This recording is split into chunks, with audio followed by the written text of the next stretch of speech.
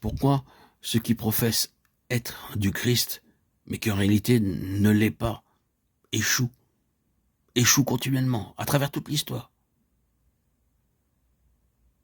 Simplement parce que c'est quelque chose qui s'arroge la place de Christ et qui n'est pas de Christ. L'échec est écrit sur cette chose-là dès le commencement. Tout ce qui n'est pas de Christ va échouer, et échoue effectivement.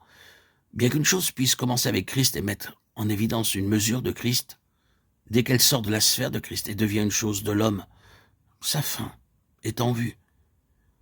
C'est l'explication des choses que Dieu a levées en relation avec son Fils, des choses qui étaient pures et vraies, mais que les hommes ont prises en main à cause de la bénédiction qui reposait sur elles. Toutes les fois que ceci s'est produit, la fin de ces choses en tant que force spirituelle a été en vue. Pourquoi en est-il ainsi? Cela s'est mis devant lui et en dehors de son contrôle. Et rien ne peut prendre la place de Christ. Oh, combien il est nécessaire de demeurer pleinement en Christ, d'être de Christ, en totalité, selon Christ, gouverné par le Saint-Esprit. Il met en action sa souveraineté contre le succès, la prospérité, le triomphe final de tout, ce qui n'est pas de lui-même. Et si nous voulons que la souveraineté du Seigneur Jésus soit de notre côté, alors nous devons être absolument de son côté. Autrement, cette souveraineté œuvre contre nous. La confusion du monde, son trouble et son désespoir sont tous une évidence puissante que Jésus est Seigneur. Parce que c'est un monde qui essaie de réussir sans lui, mais il ne peut y parvenir. Non, il déclare que cela ne peut se faire. Il dit, je suis essentiel, je suis indispensable. Si vous voulez l'obtenir autrement, alors vous devrez apprendre que sans moi, cela ne peut se faire. Nous pourrions passer tout notre temps à considérer la domination et la royauté de Salomon. Il était roi sur Israël et dominait sur tout le territoire au-delà du fleuve.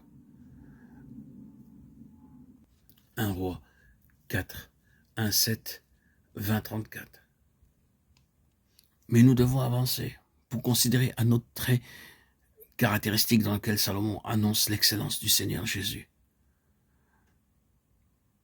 Chaque jour, Salomon consommait en vivres 30 mesures de fleurs de farine et 60 mesures de farine, 10 bœufs gras, 20 bœufs de pâturage et 100 brebis, outre les cerfs, les gazelles, les daims et les volailles engraissées. 1 Roi 4, 22, 23.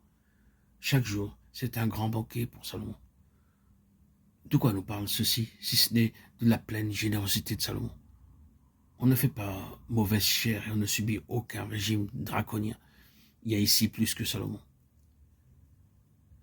Quand par le Saint-Esprit nous entrons vraiment dans la connaissance du Seigneur Jésus, il n'est pas nécessaire de manquer spirituellement de nourriture. Oh, la tragédie des croyants affamés avec un tel roi. La tragédie, la peine indicible des enfants du Seigneur privés spirituellement de la nourriture. Le fait est qu'il y a une plénitude pour son peuple qui excelle de loin celle de Salomon. Il y a du pain en Christ. Il a une plénitude inépuisable pour la vie spirituelle. Nous savons que nous parviendrons à la même position que Paul quand il s'est écrié que je puisse le connaître, c'est-à-dire à une conscience qu'il y a une connaissance au-delà de tout ce que nous avons déjà atteint et où tout est regardé comme n'étant rien comparé à cela. Ce ne sont pas seulement des mots, c'est la vérité. Il y a du pain dans le Seigneur Jésus. Il y a du pain dans sa maison. C'est ici qu'il est supérieur à Salomon. Il y a du pain pour une puissance armée, une compagnie capable de faire un plus grand honneur à sa nourriture que jamais les gens de la maison de Salomon n'ont pu le faire. S'ils s'étaient assis pour prendre part à sa générosité, ils auraient pu y participer jusqu'à une certaine limite, mais pas plus loin. Mais notre appétit continuera d'augmenter. Nous avons une capacité spirituelle grandissante qui continuera de s'accroître jusqu'à la plénitude de Christ. La générosité de Salomon, donc, est un autre trait caractéristique par lequel il annonce l'excellente grandeur du Seigneur Jésus.